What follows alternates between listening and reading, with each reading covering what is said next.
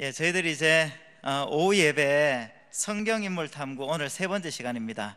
지난 시간까지 저희들 아담과 하와에 대해서 함께 좀 나누었는데요. 간단하게 한번 그 내용을 정리하고 오늘 본문으로 한번 좀 들어가 보면 좋겠습니다. 하나님께서는 이 아담을 이 흙으로 지으시고 이 그 코에 생기를 불어넣으셔서 생명이 되도록 그렇게 만드셨습니다. 그러니까 하나님께서는 정말 이 피조물들 중에 인간을 아주 특별하게 만드셨죠.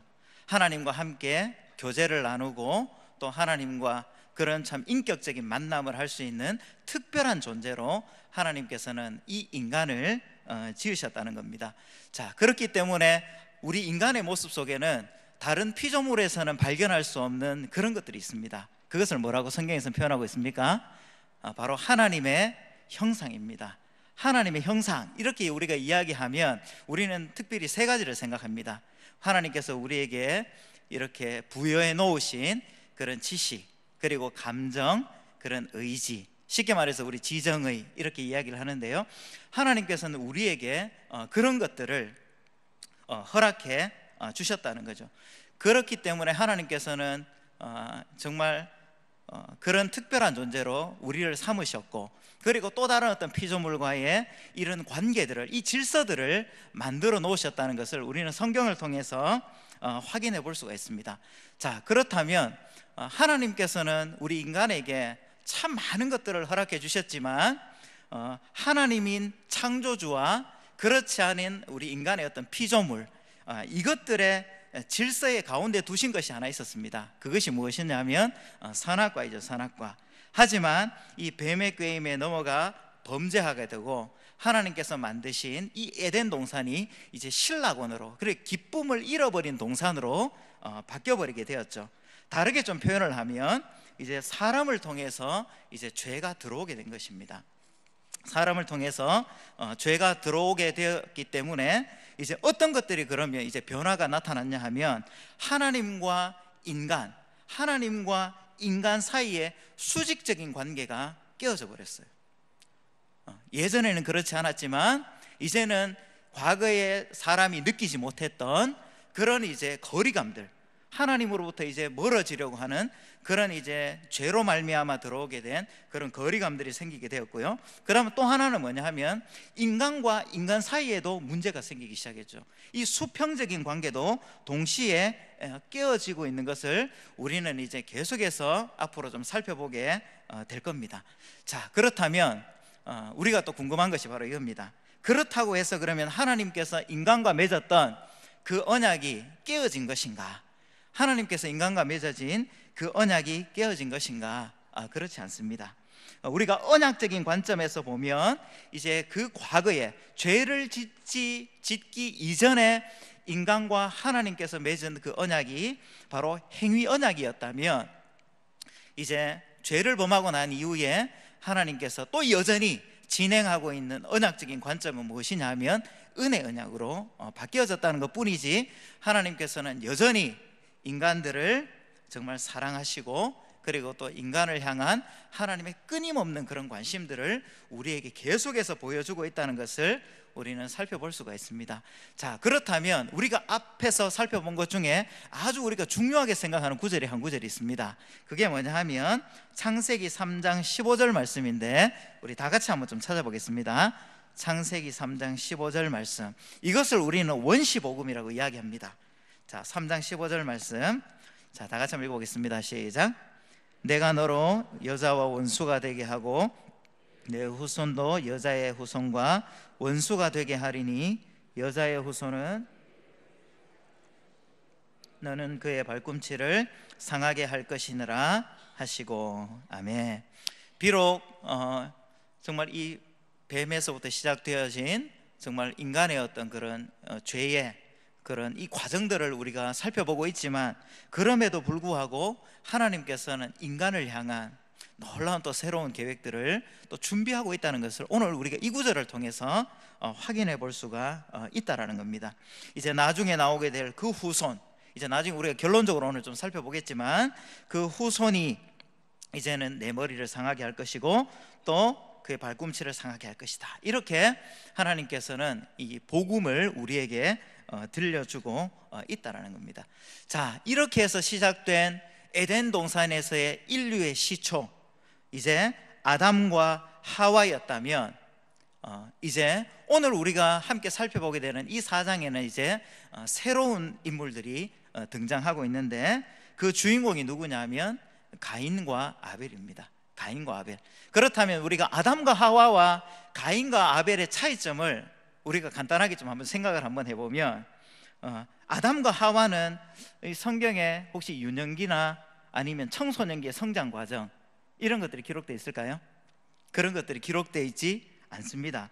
모든 면에서 온전하고 성숙한 성인으로 우리에게 소개되어지고 있지만, 우리가 오늘 함께 읽은 이제 이 4장에 나오는 이 가인과 아벨은 이 자연인 부모를 통해서 태어난 아마 첫 번째 자녀들이 아니었을까, 우리는 이렇게 생각해 볼 수가 있다라는 겁니다.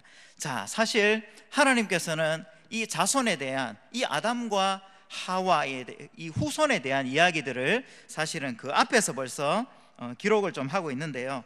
자, 그렇다면 우리가 앞부분을 조금만 더 한번 좀 살펴보면, 창세기 1장 27절에 하나님께서 남자와 여자를 창조하시고 그 다음에 하나님께서 하신 문화명령이 있습니다. 그게 뭐냐 하면 1장 28절에 뭐라고 기록되어 있냐면, 하나님이 그들에게 복을 주시며 하나님이 그들에게 이르시되 생육하고 번성하여 땅에 충만하라.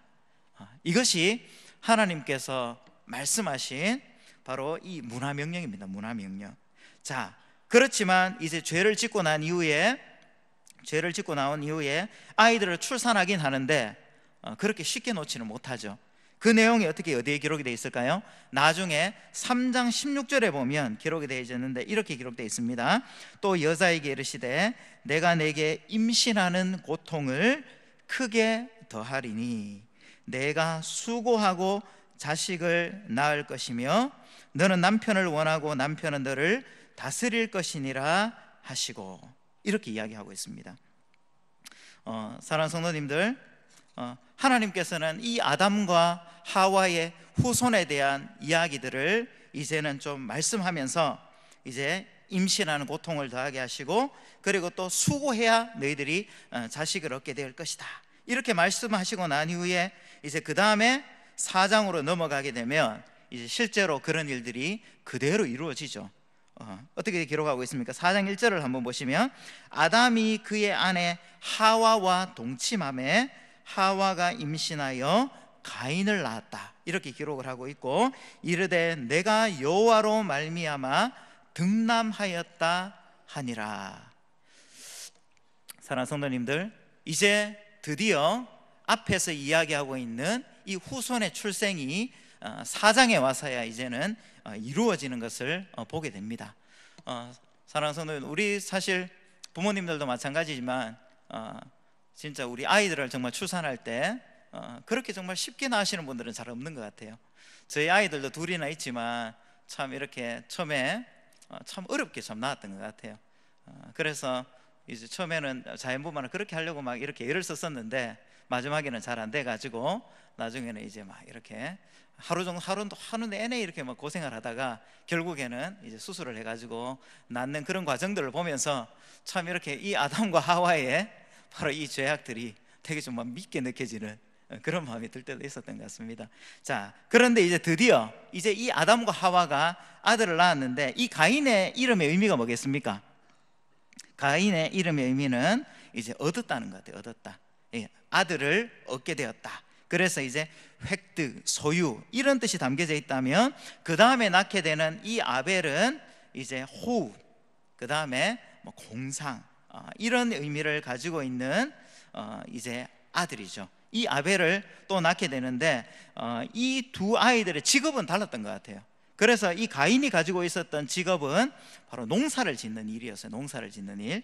그런데 이 아벨은 바로 목동이었죠. 목동, 양을 치는 직업을 가지고 있는 것으로 우리에게 좀 소개를 해주게 되는데, 자, 그렇다면 여기에서 우리가 좀 한 가지 더 살펴보고 싶은 것은 뭐냐 하면, 이 아담과 하와 그리고 가인과 아벨의 차이점을 앞에서는 한번 더 이야기하긴 했지만 사실 그것보다도 훨씬 더 큰 차이점, 성경이 중요하게 이야기하고 있는 차이점이 한 가지가 있는데 그것이 무엇이냐면 아담과 하와는 죄 없이 지음을 받았지만 이 가인과 아벨은 바로 아담과 하와가 범죄에서 타락한 후에 태어났기 때문에 죄 가운데 출생한 자녀들이라는 겁니다.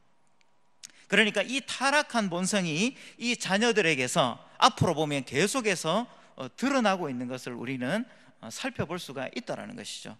사랑하는 성도님들, 그렇다면 이제 이 가인과 아벨의 이 두 번째 당대에서 나타나고 있는 그들의 정말 타락한 본성들은 이제 어떻게 우리에게 좀 소개되고 있는가, 오늘 우리가 좀 중요하게 살펴보고 싶은 내용은 바로 여기 있는 내용입니다. 자, 그래서 창세기 4장 3절부터 5절까지 있는 말씀을 가지고 우리 함께 좀 비교를 한번 해보려고 하는데요.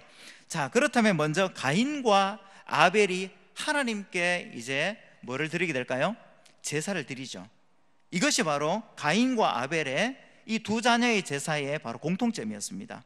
둘 다 하나님께 똑같이 제사를 드리게 되죠. 자, 그렇다면 이제부터 이제 우리가 본격적으로 살펴보게 되는 것은 바로 이 차이점입니다. 차이점. 이 가인과 아벨이 드린 그 제사의 그렇다면 차이점은 도대체 무엇이었기 때문에 여기서부터 시작된 바로 이 문제의 발단이 아주 큰 사건들을 만들어내는지 이것들을 우리가 함께 좀 살펴보려고 합니다. 자, 그렇다면 먼저 가인이 하나님 앞에 드린 이 제물의 종류의 차이점이 좀 있습니다. 이 가인이 먼저 드렸던 제물은 무엇이었을까요? 그가 농사를 지었기 때문에 당연히 하나님께 드릴 수 있는 것은 바로 농사를 통해서 얻게 된 땅의 소산물이었겠죠. 이것을 하나님 앞에 드리지만 또 반대로 아벨은 이제 양을 치는 목동이었기 때문에 양의 첫 새끼와 그 기름을 하나님께 드렸다. 성경은 이렇게 우리에게 설명을 해주고 있습니다. 자, 그렇다면 과연 이제 이 가인이 나중에 죄를 짓게 되는데 도대체 하나님께서는 왜 가인의 제사는 받지 않으시고 그리고 또 아벨의 제사는 받았는가? 여기에 대해서 우리가 좀 오해할 수 있는 소지들을 좀 제거하면서 이제 오늘 본문을 한번 좀 살펴보려고 합니다. 자, 그렇다면 여기에서 나오는 또 한 가지 차이점이 있는데요. 4절에 성경은 뭐라고 기록하고 있습니까? 4절에 보시면 아벨과 가인이 드린 그 제사의 차이점을 이렇게 좀 설명을 하고 있습니다. 아벨은 아벨과 그의 제물을 드렸는데 하나님께서는 그것을 받으셨고, 그리고 또 5절에는 바로 가인과 그의 제물은 받지 아니하셨다. 그러니까 하나님께서 받으신 것은 단순히 그의 제물만이 아니라 앞에 뭐와 함께 좀 포함해서 좀 기록을 하고 있습니까?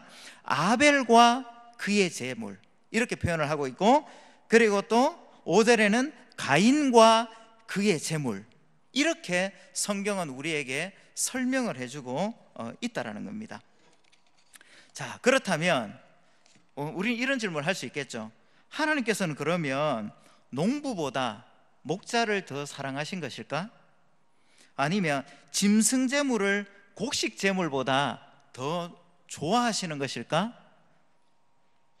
사랑하는 성도님들, 어떨 것 같습니까? 저는 옛날에 진짜 곡식보다는 고기를 훨씬 좋아할 때가 있었습니다. 그렇지만 성경에서 진짜 지금 이야기하려고 하는 것은 거기에 초점이 맞춰져 있지는 않는 것 같습니다. 가인이 그리고 또 혹시 드릴 때에 너무 좀 작은 제물을 드린 것은 아닐까? 아벨은 풍성하게 드렸는데, 우리는 이런 여러 가지 추측들을 해볼 수 있지만 우리가 성경을 쭉 읽다 보면 내릴 수 있는 결론은 그런 것들은 넌센스일 가능성이 많다. 우리는 이렇게 좀 생각을 해볼 수가 있는 것 같아요. 나중에 또 얘기하겠지만 예배의 가장 중요한 것, 하나님께서 받으시는 그 제사의 그 가장 중요한 것은, 물론 제물을 하나님께서는 기쁘시게 받으시겠지만 그것보다 더 중요한 것은 바로 예배자들이라는 것이죠. 예배자들. 자, 그러면 이것들을 또 그 다음에 나오는 또 한 가지에서 좀 살펴볼 수 있는 대목이 있는데 뭐냐 하면, 이 제물을 그러면 드린 후에 반응을 보면 이 가인과 아벨이 도대체 어떤 마음으로 하나님 앞에 나아갔는지 이것들을 우리에게 좀 설명해 주는 부분이 있다라는 겁니다.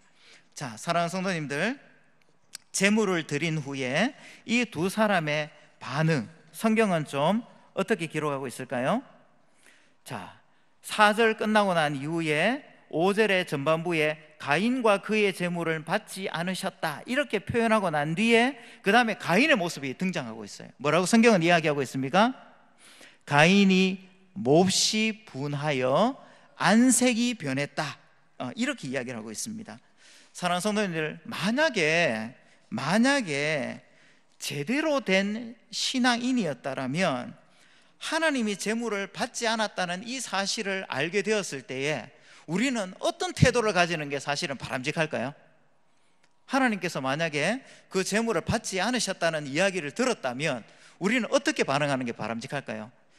우리는 만약에 그렇게 했겠죠. 우리 자신을 아마 돌아봤을 겁니다. 하나님께서 왜 나의 제물은 받지 않으셨을까? 나에게 무슨 문제가 있었을까? 그렇다면 그것을 내가 이제는 고쳐야지, 그것을 이렇게 알고 파악하고 이제는 바꾸려고 애를 썼을 것인데, 그 재물을 받지 않은 일어나고 있는 그 상황 속에서 가지는 이 가인의 그 모습을 보면 가인은 분노하고 있다는 겁니다.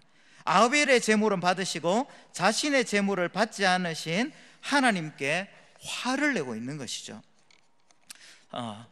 그런데 사실 가인에게 기회가 없었던 것은 아니에요. 제가 조금 전에 말씀드렸던 것처럼 만약에 그것을 알았더라면 이제 그 자신의 모습을 다시 한번 돌아보고 또 온전한 제사의 모습으로 다시 한번 하나님 앞에 나아갈 수 있었음에도 불구하고 그의 감정이 아마 조절이 되지가 않았던 것 같아요. 이미 마음이 삐뚤어져 있었기 때문에 바로 하나님의 그 음성이, 그것들이 좋게 받아들여지지 않았고 또 분노를 조절하지 못하고 결국에는 회개에 이르지 못하는 이 가인의 모습을 보게 되는 것이죠. 그래서 이제 6절 말씀을 보시면 여호와께서 가인에게 이런 말씀을 합니다. 네가 분하여 함은 어찌됨이며 안색이 변함은 어찌됨이냐. 그리고 이제 7절 말씀을 보시면 내가 선을 행하면 어찌 낯을 들지 못하겠느냐. 선을 행하지 아니하면 죄가 문에 엎드려 있느니라. 죄가 너를 원하나 너는 죄를 다스릴지니라. 하나님께서 가인에게 이런 말씀들을 하고 있어요. 사실 우리가 금방 읽었던 이 7절 말씀은 조금 어려울 수 있지만 가장 기본적인 뜻은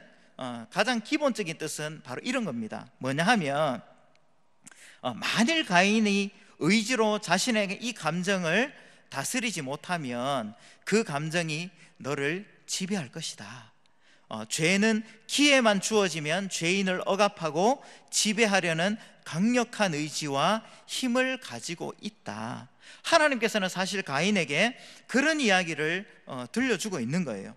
그렇지만 이 가인은 하나님께서 다시 한번 허락해 주신 이 기회를 바로 좋은 기회로 받아들이지 못하고 이제 자신의 생각대로, 자신의 그 감정에 나의 그 마음을 내버려 둔 채 이제 아주 큰 일을 벌이게 됩니다. 그것이 바로 8절에 기록되고 있는데요, 가인이 그의 아우 아벨에게 뭐라고 이야기합니까? 말했다, 이렇게 기록하고 있는데 우리 성경 밑에 보면은 이제 작은 글씨로 이렇게 적혀 있습니다.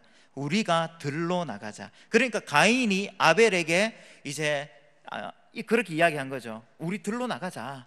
그런데 가인은 분명한 목적이 있었어요. 분명한 목적. 그래서 그 아우인 아벨을 데리고 나가서 거기에서 이제 쳐 죽이게 되는 그런 놀라운 첫 번째 살인 사건의 현장의 가해자로 이제 이 가인은 성경에 기록되고 있다는 겁니다. 한마디로 계획적인 범죄, 살인을 저지르게 된 것입니다. 우리가 흔히 쓰는 이 속담에도 보면 종로에서 뺨 맞고 한강에서 화풀이 한다, 이런 표현이 있는데요, 사실 자신의 제사가 받아들여지지 못해서 하나님에 대한 이 책임 전가를 어쩌면 이 감정으로 막 화풀이하고 있는 모습을 보고 있는 것이죠. 하나님이 그렇게 하셨기 때문에, 제 제사를 받아들이지 않으셨기 때문에 저는 마음대로 할 겁니다. 어쩌면 이 가인의 마음속에는 그런 분노하는 마음들이 가득 있었다는 것이죠. 자, 그래서 이제 성경에서는 참 이 비운의 주인공으로 바로 첫 번째 성경의 살인자로 이 가인의 이름을 기록하고 있다라는 겁니다. 저는 사실 이 대목을 좀 같이 좀 보면서 예전에 좀 설교도 참 많이 들었지만 또다시 한번 우리 인간이 가지고 있는 이 죄악의 어떤 그런 강력함, 그리고 또 이것의 또 출발점, 이런 것들을 다시 한번 좀 생각해 보게 되는 것 같아요. 다른 것이 아니라 바로 이 가인이 가진 이 죄악, 그리고 또 이 살인의 출발점이 다른 것이 아니라 바로 이 시기와 그리고 또 이 비교의식, 이것들이 우리의 마음을 사로잡으면 우리가 얼마나 이렇게 나쁜 그 자리에까지 도달할 수 있는가, 그것들을 우리에게 좀 보여주고 있는 것 같아요. 사랑하는 성도님들, 그것은 단순히 그냥 가인에게만 노출되어 있었던 바로 이 죄의 강력함이 아니라 오늘을 살아가는 우리에게도 동일하게 그런 것들이 노출되어져 있다는 것을 우리는 잊어버려서는 안 되는 것 같아요. 사실 우리가 살아가면서 많은 정말 해야 되는 수많은 영적인 싸움들이 있지만 정말 우리의 가장 치열한 영적인 싸움터는 우리의 마음인 것 같아요. 우리는 겉으로는 막 그렇게 아닌 것처럼 표현하고 있지만 우리의 마음 속에서 사실은 그런 감정들을 느낄 때가 얼마나 많이 있습니까? 사실은 우리가 명절 때 오랜만에 보는 막 이렇게 형제들 모여서 이야기를 한번 해봐도 사실 뭐 자녀 이야기들 아니면은 또 막 이렇게 자기의 삶에 주어진 그런 형통함들 막 그런 거 이야기를 하고 막 듣다 보면 우리의 마음속에도 사실 그렇게 표현을 하지는 않지만 우리도 사실은 가인과 같은 그런 비슷한 마음을 정말 가질 때가 많이 있다는 것을 우리는 참 이렇게 자주 확인할 수 있는 것 같아요. 그러면서 저는 이제 마음에 들었던 생각이 무엇이었냐면, 진짜 우리가 따라가야 되는 정말 이 신앙의 삶은 무엇일까 생각해 볼 때 그냥 다른 것이 아닌 것 같아요. 그냥 하나님의 인도하심을 따라가는 삶, 정말 이것을 잘 할 수 있다면 얼마나 정말 좋을까. 만약에 허락하신 것이 있다면 우리는 그것을 하나님께 그냥 감사하면 되는 거죠. 그러고 난 다음에 우리는 뭐라고 물어봐야 되겠습니까? 하나님, 저에게 허락하신 거 어떻게 사용할까요? 하나님, 이거 저 어떻게 사용할까요? 이렇게 우리는 하나님께 또 물어볼 수 있어야 될 것이고, 때로는 그 반대로 때로는 옆에 있는 누군가와 비교했을 때 그렇지 않다 할지라도 하나님, 이 시간들을 통해서 하나님, 저에게 보여주고 싶은 하늘의 보화는 도대체 무엇이 있습니까? 하나님, 끝까지 잘 인내하고 견딜 수 있도록 하나님 도와주십시오. 참 이것이 정말 우리의 기도가 되어야 하지 않을까. 그렇다면 바로 그것이 하나님의 정말 인도하심을 따라가는 삶이고, 그리고 또 그 마지막에는 정말 우리가 나중에 우리 과거에 지나온 인생을 돌아볼 때 참 그때 나에게 참 어려움들이, 참 위기의 순간들이 많이 있었는데, 때로는 형통함 때문에 교만할 순간도 있었고, 또 낙심 때문에 또 절망하는 순간들 참 잘 이겨냈구나. 하나님 감사합니다. 우리가 참 그런 기도를, 또 감사의 고백을 드릴 수 있다면 우리는 참 성공한 그런 신앙의 여정들을 걸어왔다, 그렇게 이야기할 수 있지 않을까, 그런 생각들을 한번 해보게 되었습니다. 사랑하는 성도님들, 자, 지금까지 이제 이 가인과 아벨이 드렸던 이 두 제사의 모습, 사실은 조금 전에 제가 첫 번째 4절과 5절에서 이야기한 아벨과 그의 제물, 그리고 또 가인과 그의 제물, 이렇게 우리가 한 가지를 좀 차이점을 좀 살펴보았고, 또 두 번째는 바로 이 두 제사를 드리고 난 이후에 이 가인의 반응을 통해서도 이 가인의 마음 상태를 우리가 함께 살펴보았지만, 정말 이것들을 사실 좀 한마디로 정리하고 있는 것이 바로 히브리서에 있는 말씀인 것 같아요. 자, 그래서 히브리서 11장 4절 말씀을 우리 함께 좀 한번 살펴보면 좋겠습니다. 한번 찾아보겠습니다.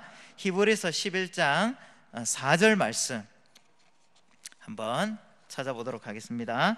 히브리서 11장 4절 말씀, 신약성경 367면 정도 있는 것 같습니다. 히브리서 11장 4절 말씀, 우리 다 같이 한번 찾으셨으면 한번 읽어보겠습니다. 시작.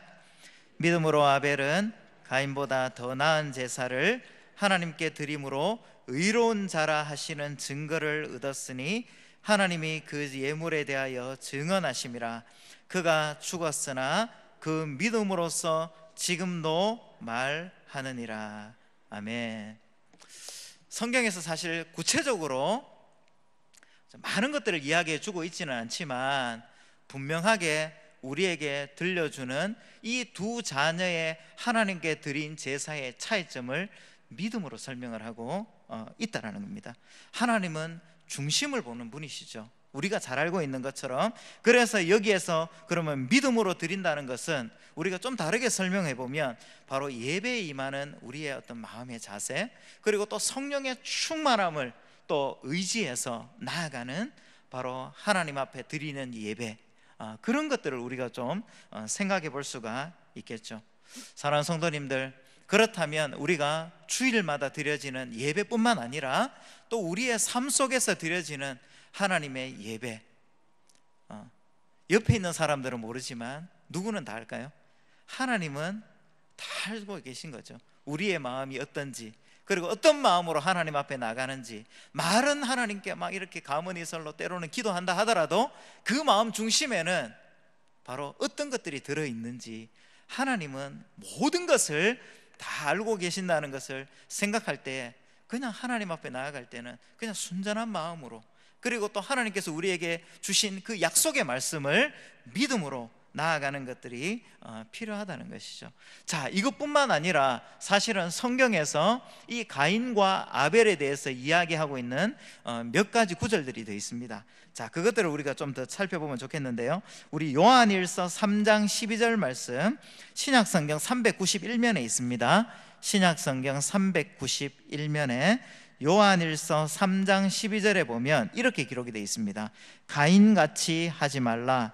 그는 악한 자에게 속하여 그 아우를 죽였으니 어떤 이유로 죽였느냐? 자기의 행위는 악하고 그의 아우의 행위는 의로움이라. 그러니까 가인이 한 행위는 악하고 아우의 행위는 의롭다라고 설명하고 있고, 그리고 유다서 1장 11절, 자, 유다서 1장 11절, 바로 요한일서 2서 3서 다음에 바로 유다서가 있는데요, 유다서 1장 11절 397면에 있습니다. 자, 거기에 보면 또 뭐라고 기록하고 있냐면, 화 있을진저 이 사람들이여 가인의 길에 행하였으며 삭슬 위하여 발람의 어그러진 길로 몰려갔으며 고라의 패역을 따라 멸망을 받았다. 바로 가인이 걸어갔던 길을 뭐라고 설명하고 있냐면 발람의 어그러진 길, 이렇게 설명하고 있고 고라의 패역이라고 설명을 하고 있다라는 겁니다. 자, 그리고 이제 두 가지만 좀 더 살펴보면 이제 아벨의 이야기인데요, 마태복음 23장 35절 말씀, 마태복음 23장 35절 말씀 제가 한번 읽어드리면 이렇습니다.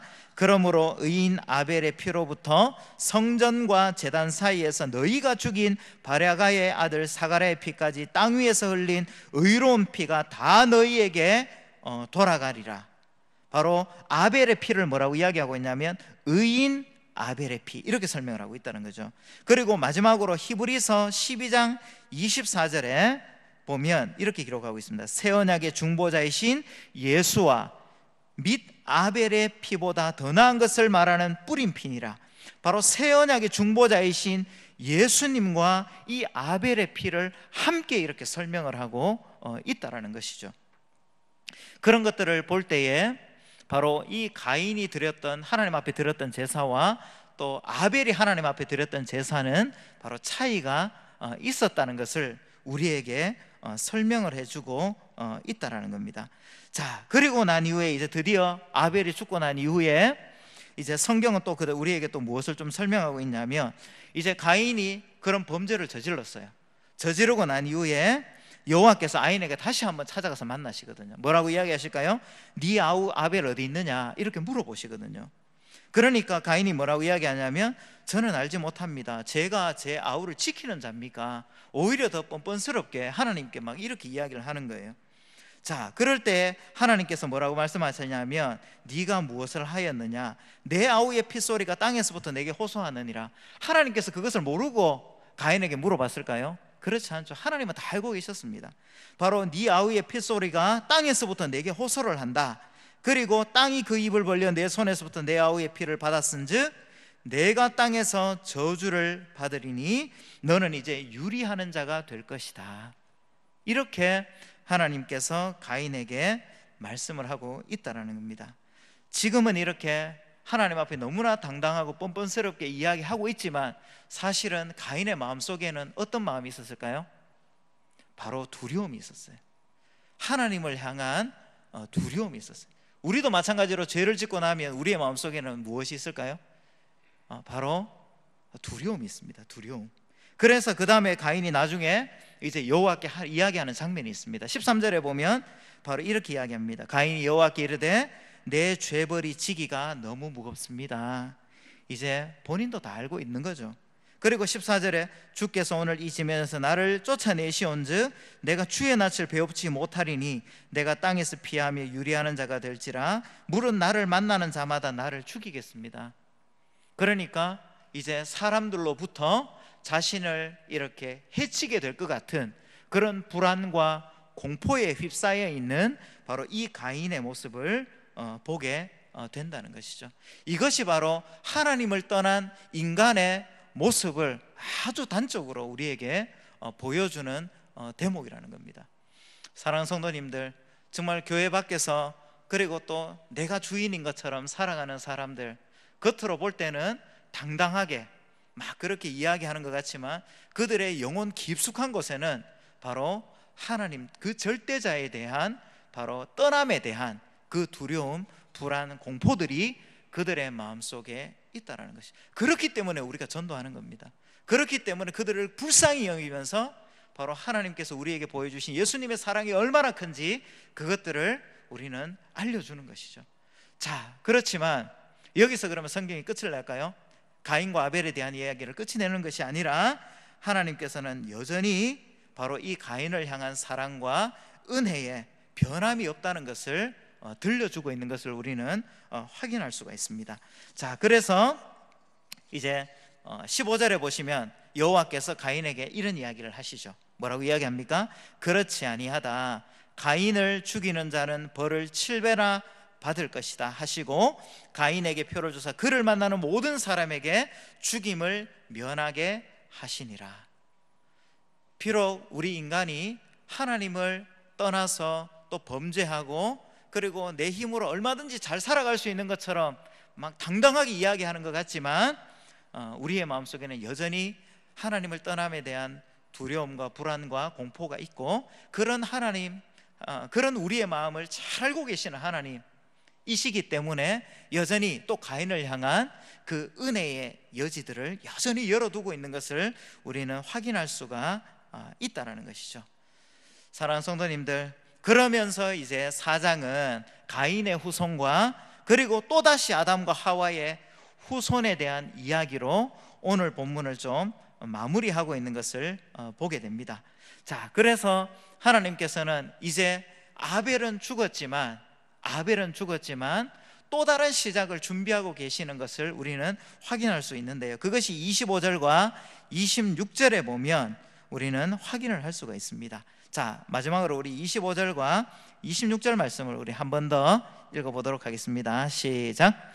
아담이 다시 자기 아내와 동침하매 그가 아들을 낳아 그의 이름을 셋이라 하였으니 이는 하나님이 내게 가인이 죽인 아벨 대신에 다른 씨를 주셨다 함이며 셋도 아들을 낳고 그의 이름을 에노스라 하였으며 그때의 사람들이 비로소 여호와의 이름을 불렀더라. 아멘.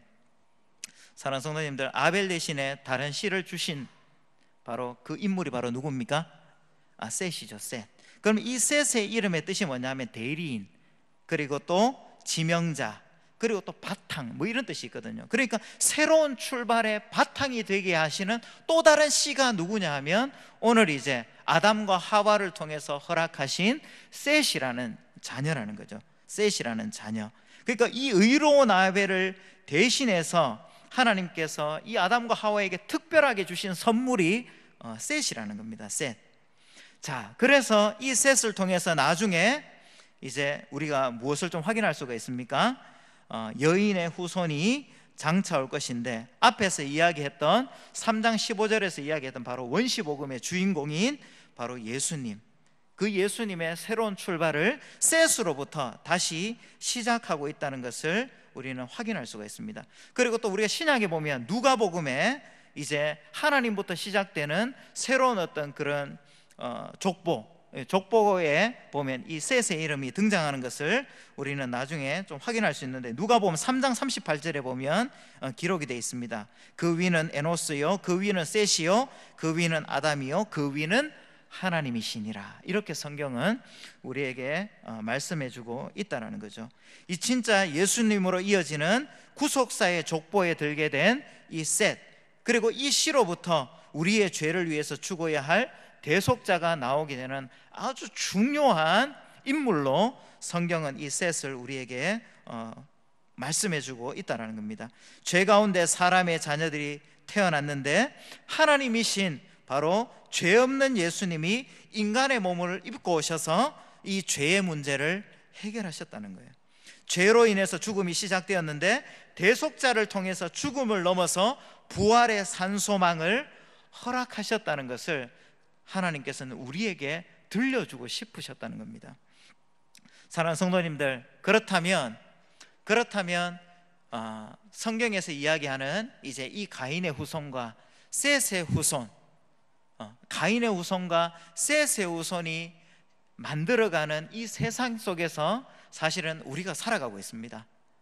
그러니까 이 가인의 후손, 하나님을 알지 못하는, 하나님을 떠난 이 가인의 후손, 그리고 또 하나님의 정말 이렇게 자녀로 살아가는 또 하나님의 그 구속사에 또 이렇게 멤버로 등장하게 되는 바로 하나님의 자녀들의 그 두 그룹들이 이제는 바로 세상을 이루고 살아가게 되는데, 이 후손들의 차이점, 이 후손들의 차이점을 이제 좀 마무리로 좀 설명을 하고, 우리가 그러면 그런 세상 속에서 어떻게 살아가야 되는가, 우리 그것들을 이야기하면서 오늘 이제 말씀을 좀 마무리하고 싶습니다. 자, 그렇다면 이 가인의 후손에 대한 이야기는 16절부터 24절까지에 보면 기록이 되어 있습니다. 이제 가인이 떠나서 어떻게 살아갈까요?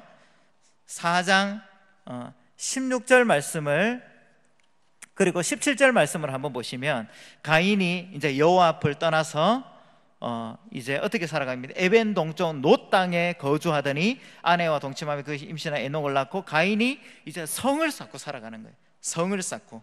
그러니까 이제부터 서서히 무슨 문명이 발전하기 시작하냐, 도시 문명들이 이제 나중에 되면 막 발전하기 시작하죠. 성을 이루고 사람들이 함께 모여서 살기 시작하게 되고, 그 후손들을 또 쭉 훑어가다 보면 나중에 이 라멕의 첫째 아내의 둘째 아들이었던 이 유발 같은 사람은 수금 퉁소 잡는 자의 모든 조상, 그러니까 이제 예술이 이제 발전하게 되고, 그리고 또 두 번째 부인이었던 이 실라의 아들인 두발가인 같은 경우는 구리와 쇠로 여러 가지 기구를 만드는 자, 그러니까 이 도구와 연장 이런 것들을 사용하는, 이제 오늘날로 이야기하면 이제 산업이 발전하기 시작하는 거죠. 그러니까 사람 살기에 어떤 세상이 될까요? 점점 더 편리한 세상이 만들어지기 시작하는 겁니다. 이때부터. 그것이 바로 우리가 살아가는 세상이지만, 그들에게 그렇지만 없는 것이 하나 있었습니다. 무엇입니까? 바로 그들에게 찾아볼 수 없는 도덕성, 또 사람을 향한 배려하는 마음들. 왜 그러냐면 하나님을 떠나버렸기 때문에 이제는 자기중심성이 그들의 마음속에 가득 차 있는 거죠. 그렇기 때문에 그들이 만들어가는 세상, 어쩌면 사람 살기에는 훨씬 더 좋은 세상이 되었을지 몰라도, 사실은 하나님께서 인간을 처음에 창조하셨을 때 가지기를 소망했던 그 본연의 모습들은 이제 점점 더 사라져버리는 그런 가인의 후손, 그것들을 우리에게 좀 설명해 주고 있다면, 또 하나는 바로 셋의 후손으로 이어지는 바로 그 자녀 누굴까요? 또 에노스라는 이름이 등장하고 있죠. 그래서 이 셋의 이 자녀인 바로 에노스의 뜻이 뭐냐면 사람이라는 뜻이 사람, 그리고 연약함이라는 뜻이 이 속에 담겨져 있어요. 자, 그런데 셋이 이 에노스를 낳고 난 다음에 성경은 우리에게 마지막으로 뭐를 이야기해 주고 있냐 하면 이렇게 이야기를 하고 있죠. 그때의 사람들이 비로소 여호와의 이름을 불렀더라, 이렇게 이야기하고 있습니다. 그러면 그때까지 계속해서 여호와를 향한 예배는 없었던 것일까? 생각해 보면 그렇지는 않았던 것 같아요.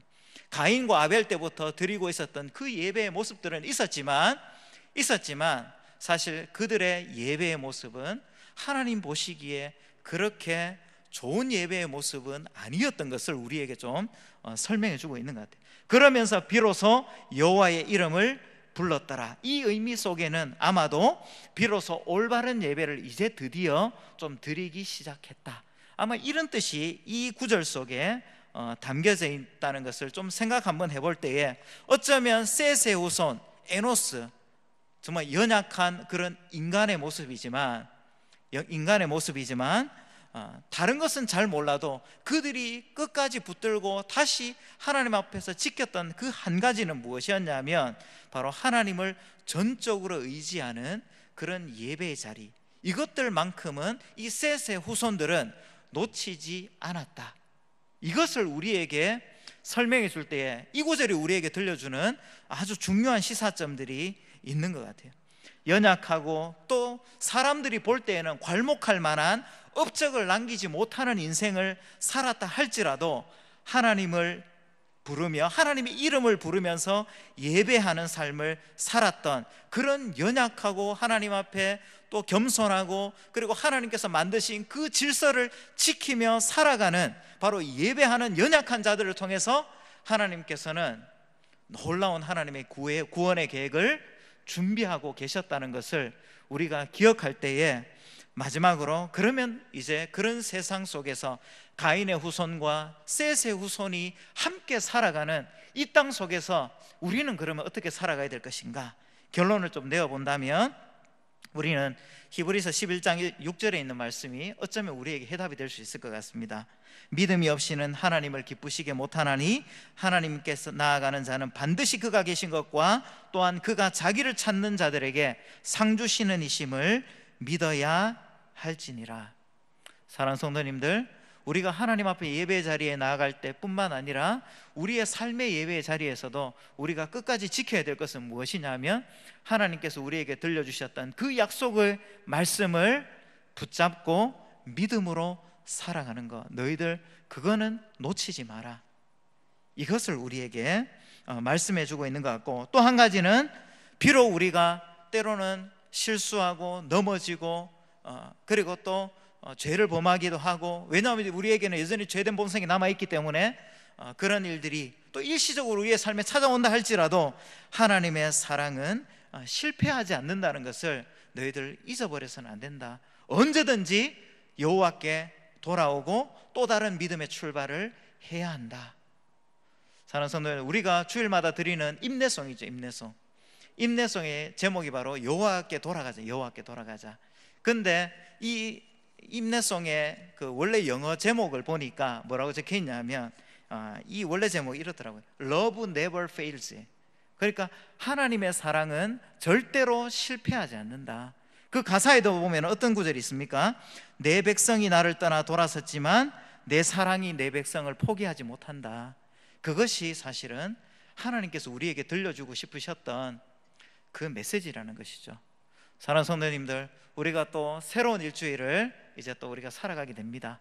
그때 우리가 꼭 기억해야 될 것은 무엇이냐 하면 바로 우리는 때로는 하나님을 외면하고 또 하나님을 이렇게 떠나는 삶이 우리 가운데 찾아온다 할지라도 여전히 하나님의 언약은 변함이 없고 우리를 향한 하나님의 사랑과 은혜는 여전히 우리의 삶에 흐르고 있다는 것을 꼭 기억하실 수 있으면 좋겠고, 그리고 또 한 주간 살아갈 때에 또 믿음으로 정말 살아가서 또 하나님께 영광 돌리는, 그리고 우리의 마음속에는 하나님께서 허락하시는 그런 기쁨과 그런 평강과 감사의 제목이 넘치는 그런 승리하는 삶을 살아가시는 저와 우리 성도님들 되시기를 주님의 이름으로 축복합니다.